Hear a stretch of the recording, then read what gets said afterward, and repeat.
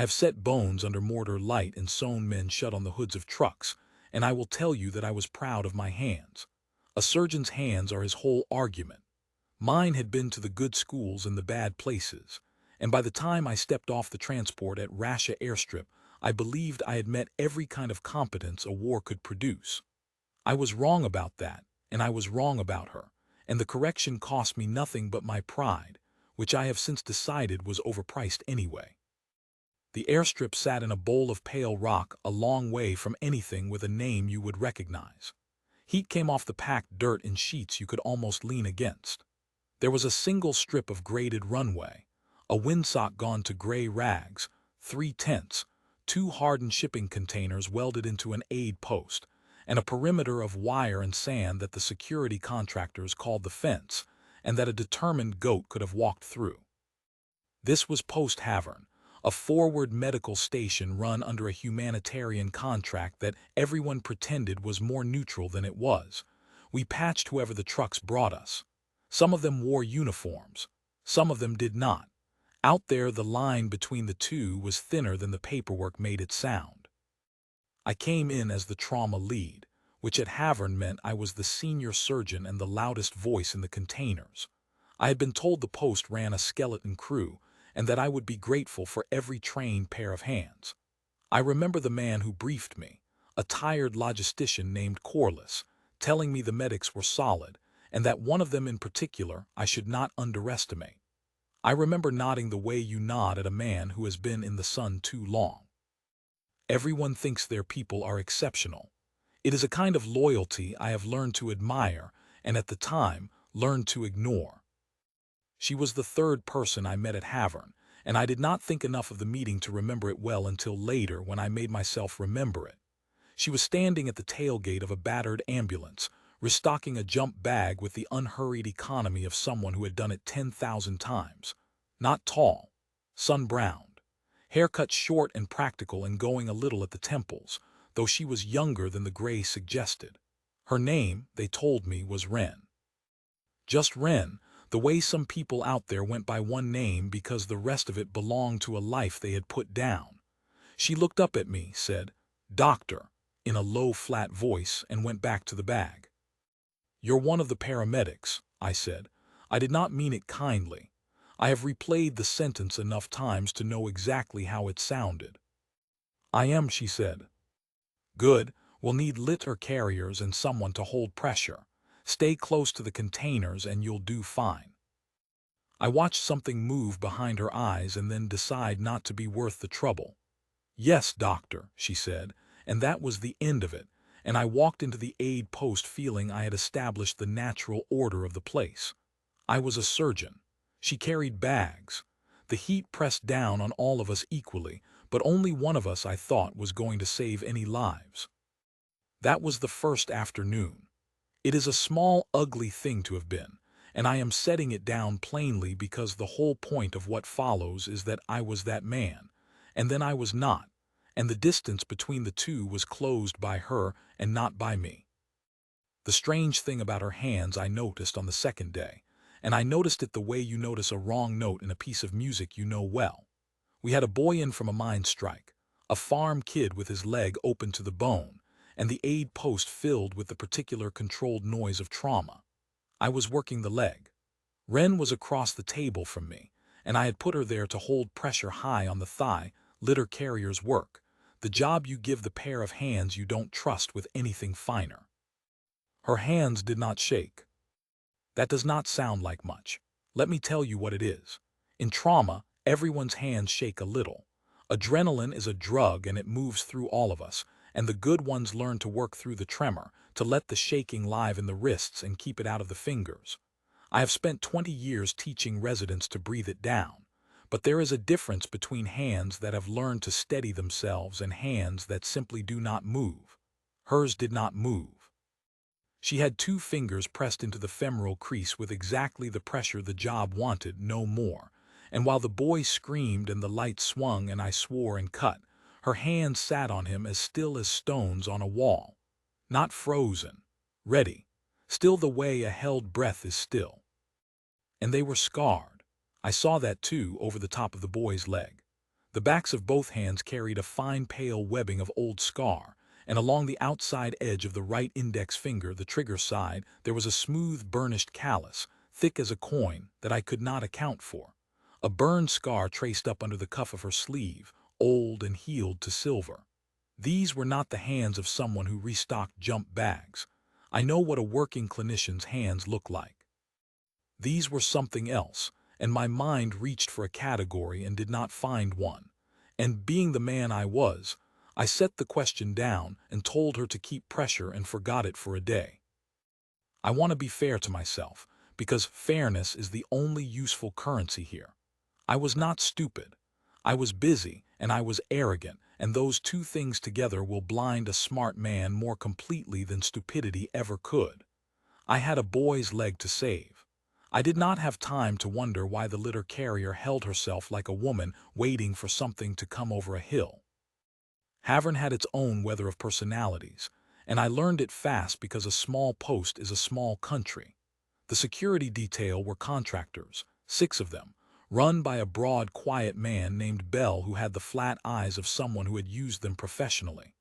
They wore plate carriers even in the heat, kept their rifles cleaner than the aid post, and regarded the medical staff as cargo they were paid to keep breathing. Bell was not unfriendly. He was simply certain, the way I was certain, that the world divided into people who did the hard thing and people who were kept safe so they could do the soft one. He counted me among the soft. He counted Wren so far below his notice that he did not count her at all. There was an older contractor among them, a lean gray man named Das who had a rope of scar down one forearm and a habit of watching more than he spoke. I caught him once early, looking at Wren across the compound with an expression I could not read. Not the way the younger men looked at the only woman on the post, but something closer to the way you look at a face you half recognize from a photograph you cannot place. He looked, and he frowned, and he went back to cleaning his rifle.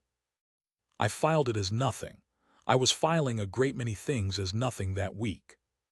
The rest of us were medical. There was a nurse named Iko, quick and profane and good, and 2 junior medics who deferred to me the way I liked to be deferred to. And there was Wren, who deferred to no one and demanded nothing, who did the litter work I gave her without complaint and did it perfectly, and who I therefore decided was a good pair of hands wasted on carrying, which is a compliment shaped like an insult, and I gave it to her freely. I need you to understand the specific shape of how I dismissed her, because it is the thing the whole story turns on. I did not scream at her. I did not shove her against a container wall. What I did was quieter, and I have come to think worse. I decided in advance what she was capable of, wrote it down in the ledger of my head, and then treated the ledger as the truth. Every competent thing she did, I explained. She was quick with an IV, well, paramedics run IVs. She read a crashing blood pressure a full minute before the monitor did luck, or a good guess. She moved through a mass casualty triage with a cold, clean speed that should have stopped me where I stood, and I told myself she had simply done it a lot. I had an explanation for everything, and the explanation was always the same underneath. Whatever she is less than me. On the 4th day, I said the thing out loud that I would spend a long time wishing back. We had a run of casualties from a village to the east, and one of them was bad, an arterial bleed in the upper arm that I was fighting to control. Wren came in on the litter and, without being asked, put her hand on the wound above mine and found the pressure point clean and fast, buying me the seconds I needed. It was a good move. It was better than good. It was the move I would have wanted from a trauma fellow with 5 years in. And instead of thanking her, I felt the particular irritation of a proud man shown up by someone he has decided is beneath him, and I said, in front of Iko and one of the junior medics and the bleeding man himself, "You hold pressure and you carry litters. You don't touch my patients unless I tell you to. Are we clear?" The container went quiet under the generator hum. She lifted her hand off the wound slowly, so the pressure passed cleanly to mine, never letting the bleed win in the handoff, so that even in the middle of being put in her place she would not let the patient pay for it, and she stepped back, and she said, "Clear, doctor. Flat. No heat." Her eyes came up to mine for a moment, and there was nothing in them I could use, no anger to push against, only a kind of long patience that I did not understand and did not like. Then she turned and went to restock the bag she had emptied, and I saw her hands as she worked, the still scarred hands laying out gauze and clamps in their rows, and I saw on the floor by the door a long hard case, gunmetal gray, that had come off her ambulance with the medical gear, and that I had assumed held oxygen bottles or a portable monitor. It sat there unremarkable. I thought nothing of it. I want that on the record too, because within a week I would think of almost nothing else. Aiko found me at the coffee that evening and said the thing plainly, the way she said everything. You put Ren on litters again. I put Ren where I need her, I said. Aiko laughed, but there was no humor in it. You need her a lot further up the table than that, doctor, and you're too proud to know it. She wrapped her hands around her mug. You watch her tomorrow. Watch her when it's bad. She sees the crash before the numbers do. I've worked trauma 9 years, and I've never seen anyone read a patient the way she does. She'll tell you a man's going to arrest, and you'll want to argue, and then he'll arrest. Aiko shook her head. Where does a paramedic learn to see like that? Experience, I said, which was my answer for everything about her, the great flat lid I kept clapping down over every question she raised. She's run a lot of calls. Sure, Aiko said, in a voice that meant I was a fool, and drank her coffee and left me alone with a certainty that was starting, very quietly, to develop cracks I refused to look at. She was right, of course. The next day proved her right, and I explained it away exactly as she'd said I would. We had a man come in from a rollover, a driver crushed against his own wheel, and on the outside he did not look like much bruising, a broken forearm complaining loud, which the badly hurt often don't have the wind to do. I had him tagged for the second wave, the walking wounded, and I turned to the man beside him who was quieter and bleeding more obviously. Ren, coming past with a litter, stopped at the rollover man for the length of a breath, put 2 fingers on his neck and the flat of her scarred hand on his belly and said, Doctor, this one's first. He's bleeding inside. Belly's going rigid and his pulse is climbing on a pressure that's about to fall off a cliff. I did not like being corrected in my own aid post, and I liked less that she was almost certainly right, and I did the small, ugly thing again. I'll make the triage calls, I said. Take your litter and go. She held my eyes for a moment, not defiant, just weighing whether the patient could afford my pride, and then she said, evenly, Yes, doctor, but watch his pressure, and she went. And I watched his pressure because now I had to, and 4 minutes later it did exactly what she'd said it would, fell off the cliff, and the man's belly was full of blood from a torn spleen, and I got him to the table with about a minute to spare, a minute she had bought me by reading through the skin of him, something the monitor had not yet found the words for. I saved him. I told myself I saved him. But I had been handed the diagnosis by a woman I'd sent away with a litter, and I had very nearly thrown it back in her face out of nothing but the need to be the one who knew. That was the pattern of those 6 days, and I am laying it out at length because I want no one to think the reversal came out of nowhere, that the ground simply produced a marksman by magic when the shooting started. It did not. She showed me who she was a dozen times before the rifle ever came out of its case, in the small clinical tongue of my own trade, the pulse read before the machine, the crash scene coming, the pressure-perfect hand, the stillness, the scars, the wind she could not stop testing. Every one of those was a word in a language I claimed to be fluent in, and I mistranslated every one, because the true sentence they spelled was one I did not want to read. That the paramedic carrying my bags was better under pressure than I was, and that the only thing separating her greatness from my notice was a shirt with the wrong word printed on it, and a surgeon too pleased with himself to look twice. That night I could not sleep, and it was not conscience, not yet. It was the hands. I lay in the container listening to the wind come up over the wire, and I kept seeing them, the coin of callus on the trigger finger, the fine web of scar, the way they did not move. In the tent flap I could see a slice of the black desert and the smear of stars over it, and out at the edge of the light, Wren was sitting alone on an ammunition crate with a mug of something, doing nothing, just looking out at the dark to the east where the ground rose toward the border. Every few minutes she would lift a finger to the wind, the way a man tests the temperature of bath water, and hold it there and lower it, reading the air. I did not know then that was what she was doing. I thought she was cold or bored or strange. I know now that she was doing the thing she had done for 19 hours once over a valley full of men who would have died without her, the thing her hands had been built and burned and scarred to do, and that even here, off the leash, benched by a surgeon who thought her fit only to carry his bags, her body would not stop reading the wind, because some vigilance never puts itself down. I turned over and told myself she was odd. Then I slept, and the run came the next morning, and everything I thought I knew about hard things and soft ones went out into the desert to be corrected. It began ordinary. A radio call at first light. A fuel convoy had struck a mine on the eastern track and there were casualties, 3 at least, maybe more, and no other help within an hour. Corliss took the call and I heard him say our name and our position, and I was already pulling on gloves. Bell put 4 of his men on the 2 armored trucks. I took the trauma kit, Iko came, and I turned and pointed at Wren and said, "You, litters and pressure. Stay behind me and do what I say." And she picked up her jump bag and I noticed the long gray case, and she carried both to the ambulance without a word. We rolled out into a morning so clear it looked scrubbed.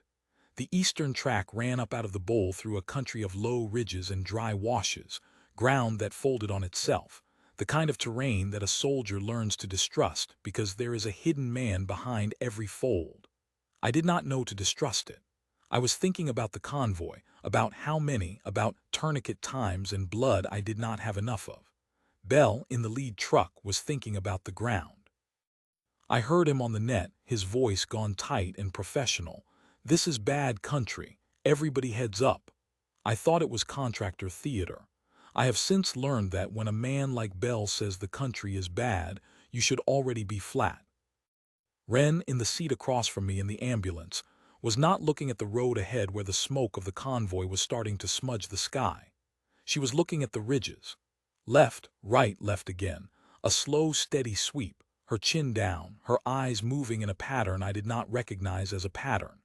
Her hands rested on her knees still, and one finger tapped, not nervously, metronomically, keeping some count I could not hear. I remember thinking, with the last of my old contempt, that she looked like she was somewhere else. She was not somewhere else. She was more here, more completely present in that folded killing ground than any of us. She was reading it the way I read a wound, seeing the bleed before the monitor, and what she was reading, I would understand within the hour, was that we were driving into a place built to take us apart, and that when it came apart, the surgeon and his good hands were going to be of no use at all, and the litter carrier he had benched was going to be the only thing standing between his patients and the sand. The convoy sat on the track where the mine had killed it. The lead fuel truck had gone up and burned itself down to a black skeleton, and the 2 behind it had slewed off into the wash. And there were men on the ground and men crouched behind wheels, and one man walking in a small tight circle with his hands pressed to the side of his head, the way the concussed walk when the world has stopped being reliable.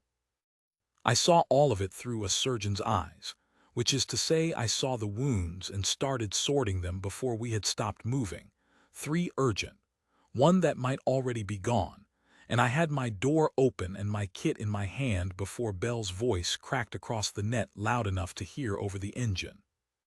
"Contact, contact, high ground north.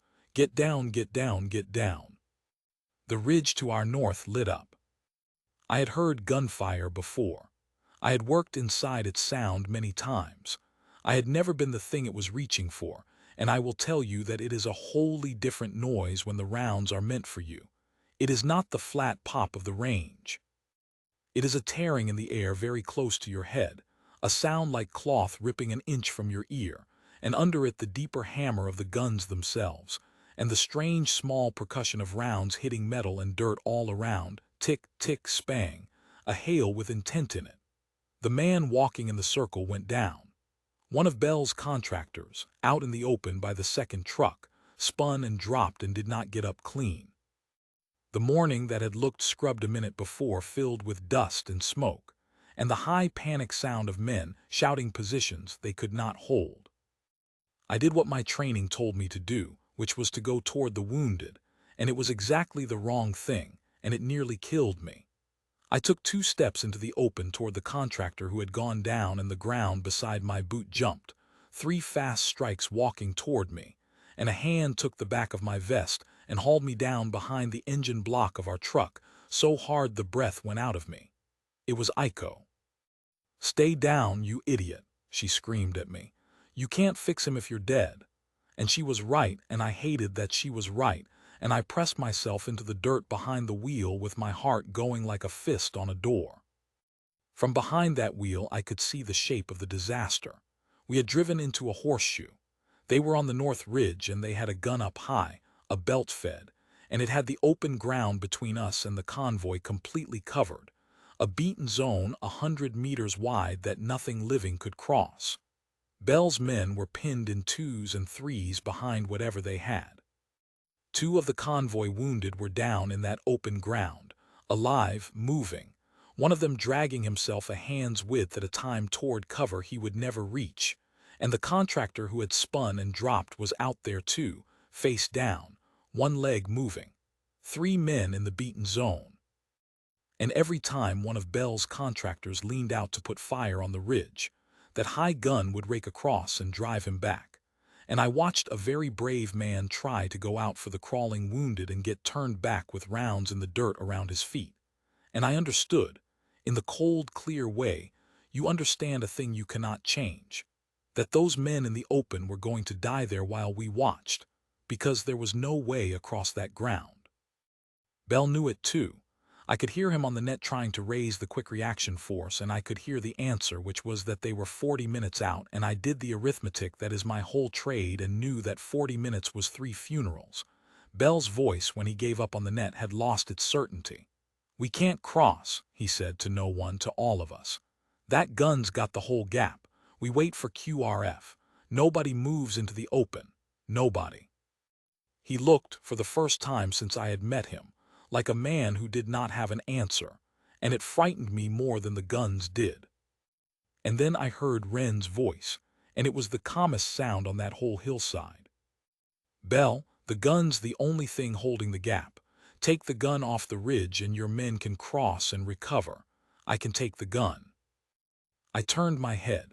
She had come up beside me behind the truck, low and easy, and she had the long gray case open on the dirt, and she was lifting out of it not an oxygen bottle and not a monitor but a rifle. A long rifle, bolt-action, scoped, the kind of instrument I had seen only in photographs, matte and worn, and cared for the way I cared for my instruments, every wear mark on it earned. She had it in her scarred hands, and those hands were doing something quick and practiced, and I understood with a lurch that this was not a paramedic reaching for a weapon in panic. This was something coming home. Bell stared at her. "Stay down," he said. "You're the medic, get flat and stay out of it. This isn't your range to that gun is about 800 meters, she said, not to argue, just laying it down like a nurse reads out a pressure. "Wind's off my left, quartering, maybe 8 knots. It'll ease when the sun's higher. He's firing from a notch in the rocks. He's got cover front, but he's silhouetted top and left when he traverses onto your men. I need 90 seconds and a place to lie down where I can see the notch. That's the ridge behind us, the low shoulder. Give me 1 man to spot and I'll take him off your gap." She looked at Bell, and then, for a half-second, at me, and there was still nothing in her face I could push against, only that long patience with the fear finally burned off it, and she said, "You brought me to hold pressure. Let me hold pressure on something that's actually bleeding. There is a moment I will carry for the rest of my life, and it is not any of the shots. It is Bell's face in that half-second, the pinned contractor with the flat professional eyes, looking at the paramedic he had never once counted, and doing the fastest and hardest arithmetic of his life, and choosing to believe her. Maybe it was Das, who had come up on his other side and who said, low, 3 words I did not catch, but which I saw land on Bell like a hand on his shoulder. Maybe it was only that a drowning man will take any rope. Whatever it was, Bell looked at her rifle and her hands and her flat, certain voice, and he said, "Go, Das, spot her. Everybody else, when that gun stops, we cross for the wounded and not 1 second before."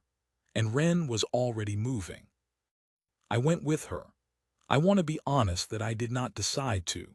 My body decided, the way it decides in trauma, and I found myself low crawling after her toward the shoulder of ridge behind our trucks with my kit still on my back, because a surgeon does not put his kit down. She moved like water finding the low ground, using every fold, and I clattered after her feeling enormous and slow.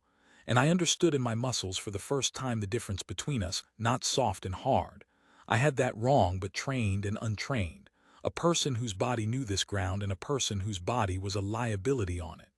She reached the shoulder, a low spine of rock with a lip of shadow, and she did not throw herself down. She settled. That is the only word. She lowered herself onto the ground behind the rifle the way you lower a sleeping child, deliberate, arranging her body into a shape I would later learn is a shooting position, but which looked, in that moment, like a woman lying down to listen to the earth. Her legs, her hips, her shoulders, the rifle, all of it stacked into one line. Das came in beside her with his optic. And her hands, those still, scarred hands, came onto the rifle and stopped moving entirely. And everything about her that I had read as strange for 6 days resolved all at once into a single terrible competence, like a smear of symptoms resolving into a diagnosis. And I thought, God help me, I thought. I have had this woman carrying bags. What I know about shooting I learned in the next 4 minutes from watching her, and it bears no resemblance to what I had imagined. I had imagined that a marksman aimed and fired. What she did was closer to what I do over an open belly, slow, methodical, 100 small correct decisions strung into one act. Nothing hurried, nothing wasted. The whole thing built so carefully underneath that the result looks, to someone who does not know, like a single miracle. She did not fire right away. She lay there and she watched and she talked, low and steady, and Das talked back, and it was a language of numbers and directions that I only half followed. "Doping the wind," she murmured. "Mirage running left to right, boiling at the base, call it 7-8 easing. He traverses left to hit your men in the gap, so he's exposed left. I'll take him on the traverse." She reached up without looking and turned a dial on the top of the scope. A small, precise click, click, click. And I understood she was doing mathematics with her fingertips, folding the distance and the wind and the fall of the round into that little wheel. Her breathing changed. It slowed and deepened and then settled into something shallow and even, and her whole body went so still that the only motion anywhere on her was the tiny rise of her back under the shirt. Even that stopped. "Sending," she said, and the rifle fired. I did not see the round. No one sees the round. What I saw was the high gun on the ridge, which had been hammering steadily across the gap. Stop. Just stop. A shape that had been there was not there, and the belt-fed fell silent, and into that silence I heard Das say, very quietly, "Hit," and I heard Wren say nothing at all, because she was already working the bolt, a smooth, hard motion of that scarred right hand, ejecting the brass and seating the next round without ever taking her eye from the glass. "They'll try to get back on that gun," she said. "Das, watch the notch. Somebody's going to reach for it." They did.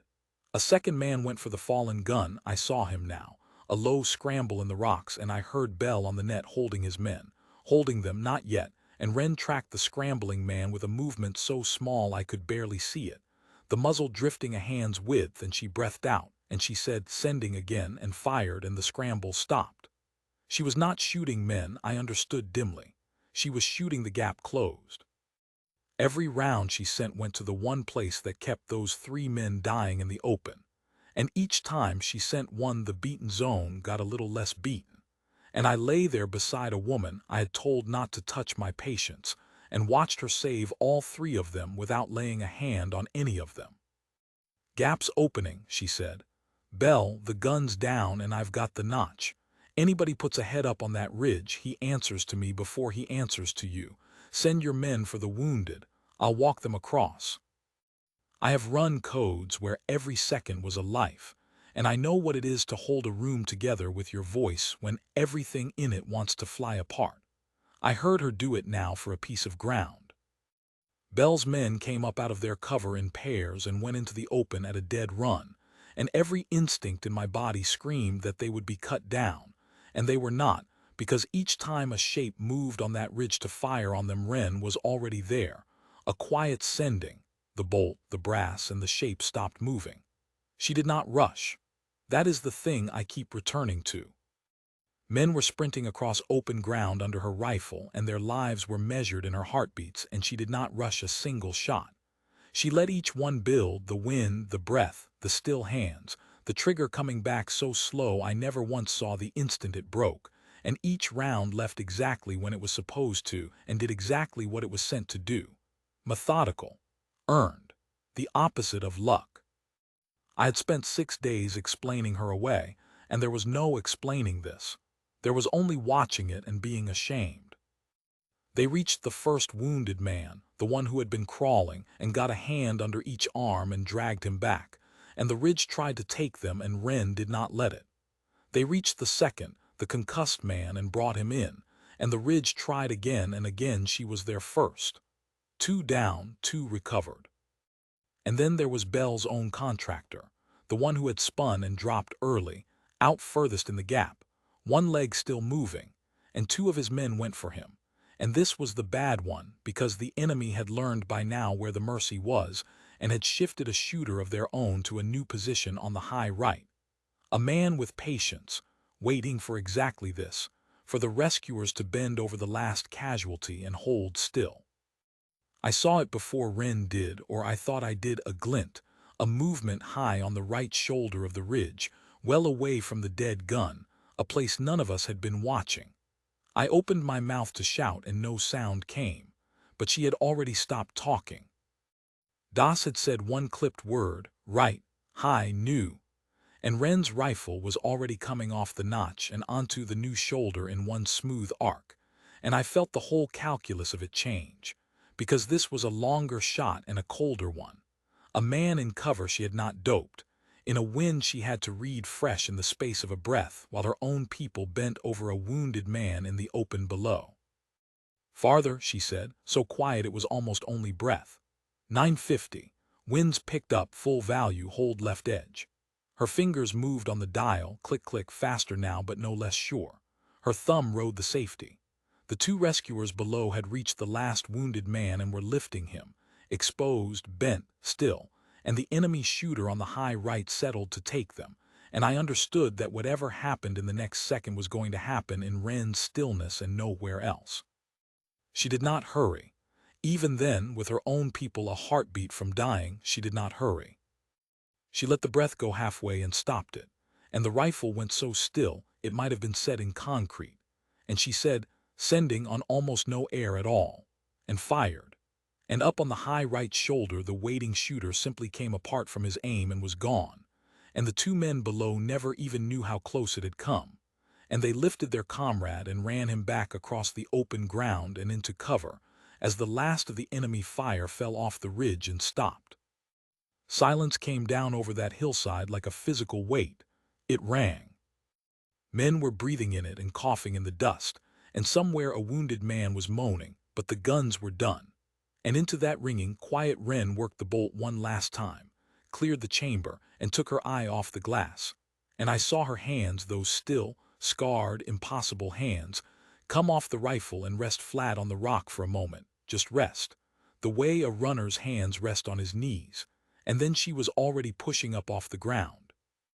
Because there were 4 wounded men down at the trucks now, and she was, after all, a paramedic. I got to the trucks a step behind her, and for a while there was no room in me for anything but the work. We had 4 wounded and 1 who was very nearly gone, and the next hour was blood and pressure, and the clean animal focus that is the only mercy of my trade. And here is the thing I had to watch happen inside myself while my hands did their job.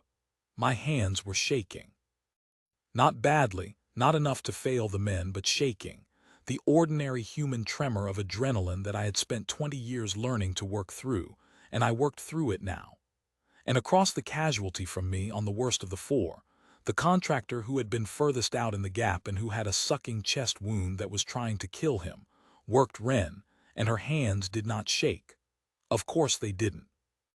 I understood now that they never would, that whatever had scarred them and stilled them had burned the shake out of them a long time ago in a place I could not imagine, and that the stillness I had filed as strange was the same stillness that had just walked four men across open ground, and that it was, in its way, the most purely medical thing on that hillside, because the patient does not care where your steadiness comes from, only that you have it. "Doctor," she said, not asking permission now, past that, "he's got a tension building on the left. I'm decompressing." And she had already found the space between the ribs with two fingers, that old scarred pressure-perfect touch, and put the needle in, and I heard the hiss of the chest letting go, and the man's color came back from the edge of death, and I did not say anything about not touching my patients. I handed her a chest seal. That was my apology, the only one I was capable of in that moment.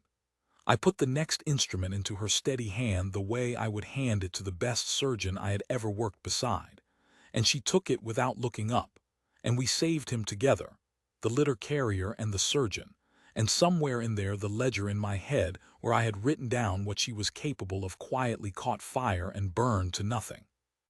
The drive back was its own small war.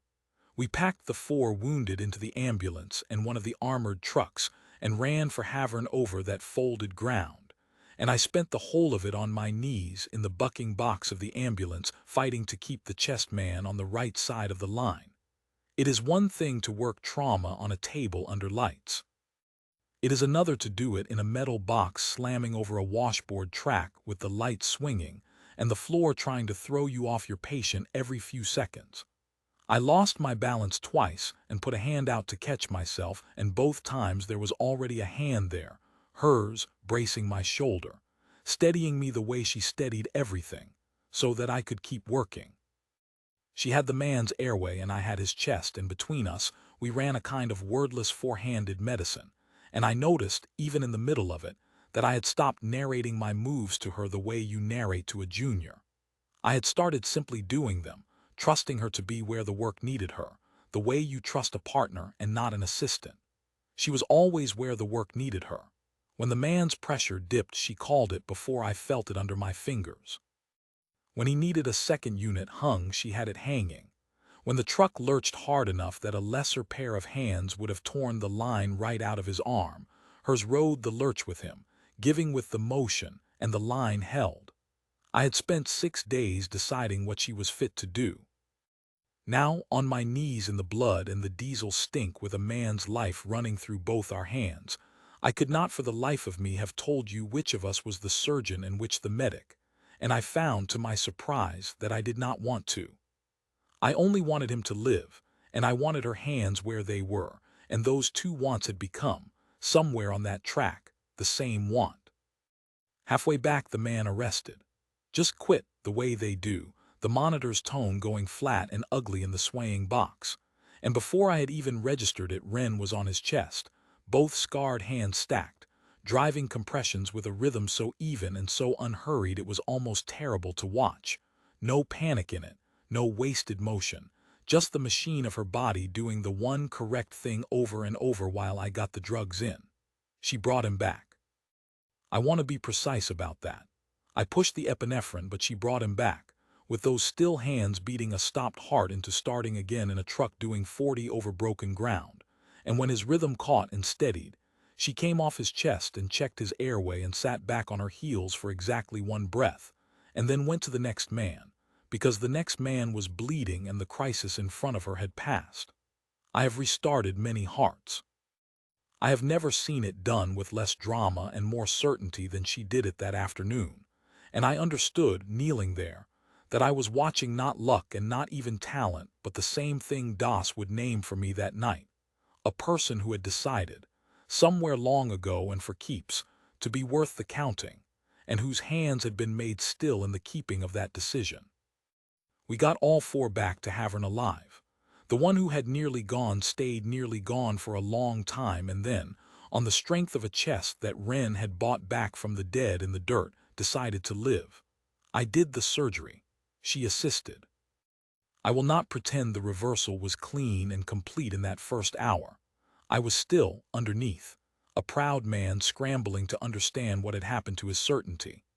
But I know that when the hard part came and I needed a second pair of hands that would not fail, I looked across the table and I looked for hers, and that is a thing a surgeon does not do lightly, and I did it without thinking, which is how you know it was true. It was Das who told me who she was, that evening, out by the wire where she could not hear. The post had that particular hush that comes after men have been close to dying, half exhaustion and half something like reverence, and the contractors were sitting in a loose circle cleaning weapons that did not need cleaning because their hands needed something to do. Das was working the long gray rifle, her rifle, with a rag and a care that told me a great deal before he said a word. I came and stood near him, and he looked up at me with those watching eyes, and he seemed to decide something. "You know what you had carrying your bags," he said. It was not a question. "I'm beginning to," I said. He turned the rifle over in his lean, scarred hands. "I didn't place her for 2 days," he said. "The face, no, people's faces go.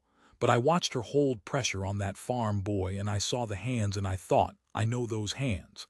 Then out there today I saw her settle behind the glass and I knew for certain, and I've been sitting here half sick ever since, that I ever watched her carry a litter."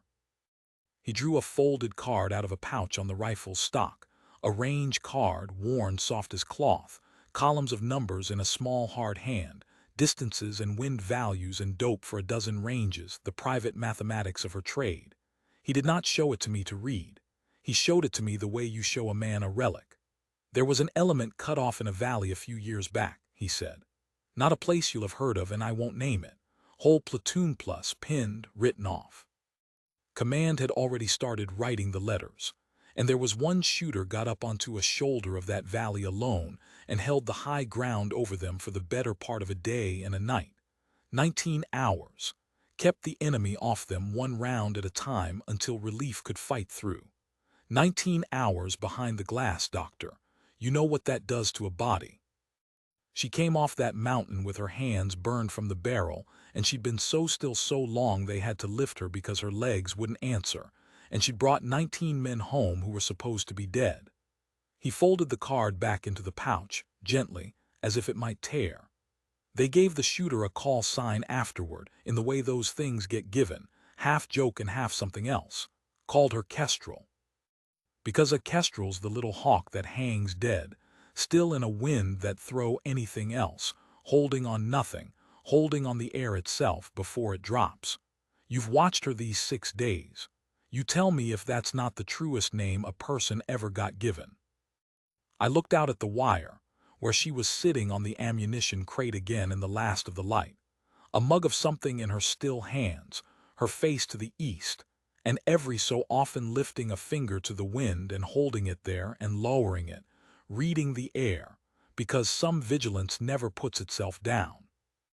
And I understood that I had been in the presence of that for 6 days, and had seen only a paramedic who was strangely good and stranger to look at, and had told her not to touch my patients, and my face went hot in the cooling dark. "Why is she carrying bags?" I said. My voice did not come out the way I wanted it to. "Why is she out here holding pressure and hauling litters when she's that?" Das was quiet for a while. "You'd have to ask her, and she won't tell you much," he said. "But I've known a few who could do what she does, and I'll tell you what I think. I think a person can only spend so long being the reason other men live before it costs more than they've got. I think she put the rifle in a case and came out here to do the other kind of saving, the close-up kind, the kind where you get to touch the person you're keeping alive instead of reaching them from 800 meters with a number in your head. I think she'd have been happy to carry your bags for a year and never pick that thing up again." He set the rifle down across his knees.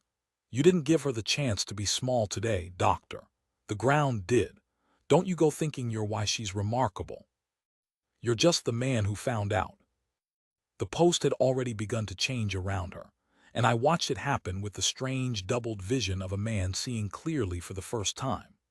The contractors, who had walked past her for 6 days as though she were part of the furniture, now made room for her at the fire without being asked, and fetched her coffee, and lowered their voices near her the way men lower their voices near something they respect and do not fully understand.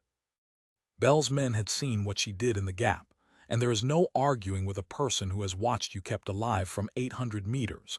The account is settled past all further discussion. One of the younger contractors, a kid who had spent the week treating her like the help, came and sat near her that evening and did not say anything, just sat, the way a boy sits near a teacher he has belatedly understood he was lucky to have. And she let him. She did not lord any of it. That was the part that undid me by degrees over those last days, that a person who could have collected on every ounce of the contempt she had been shown, who had every right to look each of us in the eye and let us feel the size of our mistake, simply declined the debt. She poured the coffee back for the men who poured it for her. She answered the kids' questions about nothing in particular. She carried on being exactly who she had been at the tailgate on the first afternoon, and the only thing that had changed was that now we could see it, and the shame of the seeing was entirely ours to carry, and she would not lift a corner of it for us. It was, I think, the most merciful and the most unbearable thing she could have done. And it was the making of me, if I was made at all. I did not sleep that night either, and this time it was conscience, the whole slow weight of it. I lay in the container and I made myself remember every sentence I had said to her in 6 days, and there were not many, but each one was a small stone, and I laid them out and looked at them. You hold pressure and you carry litters. Stay behind me and do what I say. You don't touch my patients unless I tell you to. Are we clear? I had said those things to Kestrel. I had said them to a woman who had lain 19 hours behind a rifle so 19 men could go home, whose hands had been burned to stillness in the doing of it, and who had crossed half a world to put the rifle down and hold pressure instead, and I had told her that holding pressure was all she was fit for, as though I were granting her something. The shame of it was clean and total, and I did not try to talk myself out of it. I had earned it honestly. It was the only thing I had earned that day. In the morning the relief force finally reached us, a real column of them, and with them came the thing I had not expected, which was that the story had already run ahead of us on whatever wind carries such things between fighting men. The contractors from the convoy, the ones we had pulled out of the gap, had talked. And so when their column rolled into Havern and the men came down off the trucks, dusty and hard and unsmiling, they did not go first to Belle, who ran the post security, and they did not come to me, who had done the surgery. They went looking for the paramedic. I was standing outside the aid post when it happened, and I watched it, and I will tell it exactly. Wren had come out to help unload the relief column's own wounded, jump bag over her shoulder, in her medic's shirt with the sleeves down over the scars, entirely and only a paramedic again, and the first of the recovered contractors saw her, the one whose chest she had bought back from the dead in the dirt, and he stopped. He was a big man, and he stopped like he had walked into glass. And then he came to attention. Right there in the dust, filthy and bandaged and barely a day off the table, he straightened his broken body and brought his hand up in a salute, and he held it. She tried to wave it off. I saw her. She made a small motion with her free hand, a no, come on, sit down motion, the exact motion a paramedic makes at a patient who is doing too much too soon, and she started toward him to make him stop, because he was hurting himself.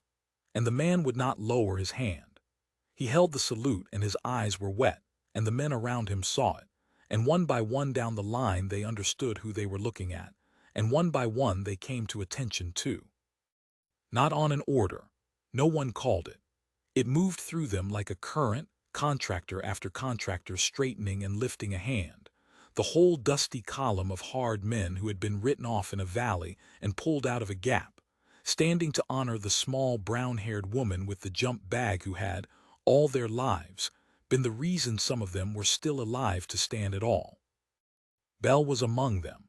Belle, who had told her to stay flat, who had called her the medic and meant it as a boundary, who had nearly refused her the ground she needed to save his own men, Bell came to attention with the rest of them, and I watched his flat professional face work through something that had no professional shape, and settle into the plainest, oldest thing a soldier's face can hold, which is the recognition of someone better than himself.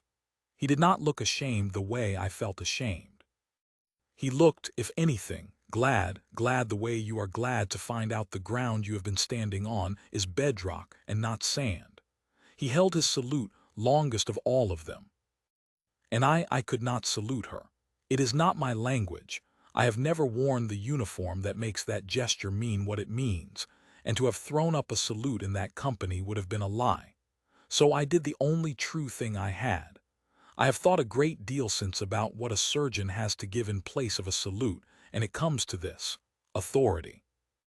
The one thing I had lorded over her was the say-so over the patients, the "you don't touch my patients."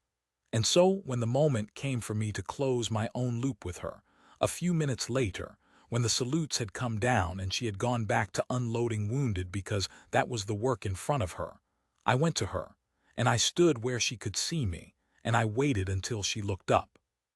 "There's a belly wound coming off the second truck," I said. "Guts open, he's shocky, it's bad. I want you to lead it. Triage him, package him, call it. I'll assist you." I heard my own voice do the thing I had never once let it do with her: defer. "Your call, start to finish. I'll follow your lead." She looked at me for a long moment with those level eyes that had never given me anything to push against, and I understood, finally, what had been in them all along. It was not anger. She had never once been angry at me, and that was the humbling of it. I had not been worth her anger. What was in them was the patience of someone who has been underestimated so many times, by so many men so much surer of themselves than they had any right to be, that she had stopped expecting anything else and had simply gone on being excellent inside their low estimate of her, waiting, not for vindication, because she did not need it, but for the moment the work would need her and the estimate would stop mattering. And now here was the surgeon who had benched her, handing her his patience and his authority both, and she took the measure of it and of me, and she did not gloat, and she did not soften, and she did not make me pay. She just said, "Copy. Get me a pressure and hang a unit. I'll meet him at the tailgate." And she went to work, and I went where she sent me, and we saved the man on the second truck the same way we had saved the man in the gap, with her leading and me following, and neither of us saying a word about the 6 days when it had been the other way around. The wounded lived, all of them, which does not always happen, and did not feel like an accident that week. The man with the sucking chest, the one she had decompressed in the dirt and I had closed on the table, was sitting up and complaining about the food inside 3 days, which is the surest sign of a soldier deciding to live. He would not let her past his cot without taking her hand in both of his, and she let him, and stood there a moment each time with a patience that had nothing to do with duty, and I saw that she was as good at the close-up kind of saving as she was at the kind that reached across 800 meters, and that Das had been right, and that she had come out here to do this and not that, and that the ground had simply not let her. There was talk, of course. There is always talk after, and paperwork, and men with clipboards who arrived later in the week to reconstruct what had happened on the Eastern Track. Someone wanted to write it up. Someone used the word commendation, and someone else, lower, said the call sign out loud in a way that made 2 of the clipboard men go quiet and then very respectful, and I gathered from the shape of their silence that "Kestrel" meant something in rooms I had never been in, that there were people who knew that name the way I knew the names of the surgeons who had trained me, as a standard you measured yourself against and fell short of. They wanted to make a thing of her. They wanted the story and the record and her in it where they could point to her. She would not have it. I was there when they came to her with it, gentle, respectful, and I heard her turn it down the way she did everything, flat and without drama, no false modesty in it and no heat. "I was the medic on that post," she said. "Right up the men who crossed for the wounded, right up the doctor who put that chest back together." A glance at me, even, she gave me that, undeserved. I picked up a rifle because the rifle was the thing that was bleeding. That's all it was. "Put it in the report if you have to and leave my name out of the front of it." And when the clipboard man started to say something about the significance, about what a shot like the last one meant, about the record of it, she stopped him with a look that was not unkind but was final, the look of a person who has been made into a legend once already and found it cost more than it paid. "The men are alive," she said. "That's the whole record I want." And she picked up her jump bag and went back to work, and that was the end of it. I found her alone, the night before I rotated out, at the wire, on the ammunition crate, with a mug of something and her face to the east. I had rehearsed a number of ways to say what I owed her. And standing there in the dark, I found that all of them were about me, my shame, my correction, my education, and that none of them were fit to say to her, because she did not need my shame and had never been the student in the room.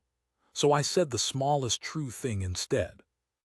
"I was wrong about your hands," I said. "I told myself a dozen stories about them. I never once landed on the truth." She lifted a finger to the wind and held it and lowered it before she answered, that old reflex, the body still reading the air out of a vigilance she would never put all the way down. "Most people don't," she said. "It's all right. The hands don't mind being read wrong." She turned the mug slowly in those still scarred fingers. "You want to know the strange thing about them since you kept looking. It isn't the scars. Everybody out here's got scars. It's that they learned to stop moving. You spend enough hours holding on nothing, on your breath, on the wind, on the space between one heartbeat and the next, with men's lives hanging on how still you can be, and after a while the stillness stops being something you do and starts being something you are. I couldn't make them shake now if I wanted to." She said it without pride and without sorrow, the way you'd report a fact about a tool. "Turns out it's good for holding pressure, too. Same hands. Just a shorter distance to the person you're keeping alive." We sat with that a while, the two of us, and the desert cooled around us, and the stars came out thick over the eastern ground the way they do where there is nothing to compete with them. I had questions I did not ask. I wanted to know about the valley, the 19 hours, the men, the burns. I wanted the story the clipboard men wanted. But I had learned enough by then to know that wanting her story was the same greed dressed differently, the same reaching for a thing that was hers and not mine. And so I let the questions go, and I think she knew I was letting them go, because after a time she told me one thing on her own, unasked, which I have kept. "The hardest part wasn't the shooting," she said, looking east. "People always think it's the shooting. It's the holding. You lie up there and you can't move and you can't sleep and you can't stop, because the second you stop, somebody down the hill you've never met stops too, for good. So you hold. You hold past when your body's done, past when your hands burn, past when you'd give anything on earth to just set it down and rest. You hold because they're counting on a person they can't see and don't know, and you decide you're going to be worth the counting." She finally looked at me. "That's the only thing I ever learned worth teaching, doctor. It's the same thing at 800 meters, and it's the same thing with your fingers in a man's chest. You be worth the counting. Everything else is just distance." I have thought about that sentence more than I have thought about almost anything anyone has said to me. You be worth the counting. I have said it to residents since, without telling them where it came from, and I have said it to myself on the long nights when my own hands wanted to shake, and it has held me up more times than my training has. She gave it to me freely, that night at the wire, the medic I had told to carry bags, and it was worth more than everything I had thought I knew when I stepped off the transport believing I had met every kind of competence a war could make. I rotated out 2 days later. She was on the flight line when the transport came, not to see me off. She was loading a casualty for evacuation, working, always working. But I made the pilot wait, which is a thing surgeons can get away with, and I went to her across the packed dirt in the beat of the rotors. She looked up from the litter, and I put out my hand, and she took it, and I felt the scars and the stillness in her grip, the coin of callus on the trigger finger, the hands I had spent 6 days getting wrong, and I held them for a moment the way you hold something you have finally understood the value of far too late to have earned. "For the record I want," I said, having to lean in over the noise, The one where the men are alive put me down as the man who found out. Das said that's all I get to be. He's right, but put me down. Something moved at the corner of her mouth then that was almost, not quite, a smile, the closest I ever saw her come to one. You did more than find out, she said. You handed me back the patients. Not many do. Takes a bigger man to give the say-so back than it does to never take it. She let go of my hand and settled the litter and went back to her wounded, and I climbed onto the transport, and we lifted off into that scrubbed morning sky. And the last I saw of Post Havern was the small shape of her on the flight line, bent over a man she was keeping alive. And I swear that even as she worked I saw her free hand rise for half a second into the rotor wash and test the wind and lower again, because some vigilance never puts itself down. And then the dust took her, and she was gone.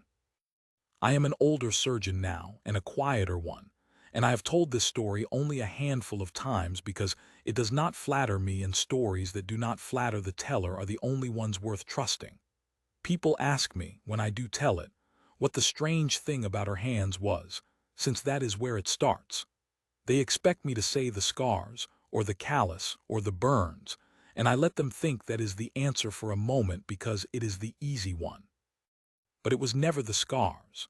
The strange thing about her hands was that they had learned to be still at 800 meters over a valley of written-off men, still on a rifle for 19 hours until they burned, still on a farm boy's leg while he screamed, still on a torn chest in the dirt, still on my hand in the rotor wash when I finally understood who I had been standing next to.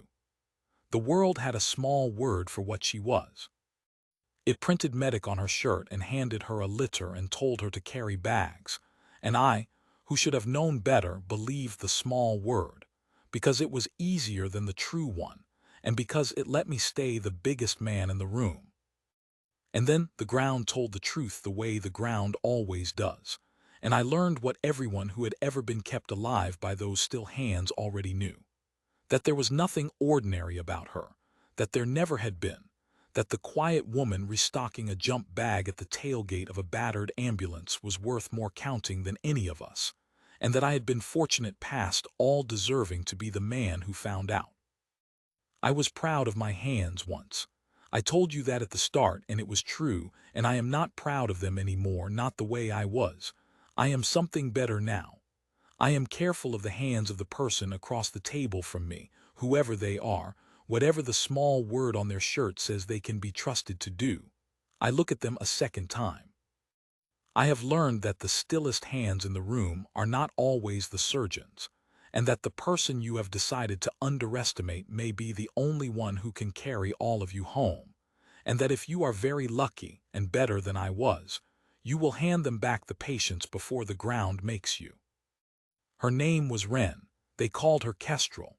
She could have let a room full of hard men make a legend of her, could have stood in the center of that dusty column of salutes and taken every bit of the honor she had earned 100 times over, and she would not do it. She wanted one record only, and I will give it to her here, the whole of it, the way she asked. The men were alive, every one of them.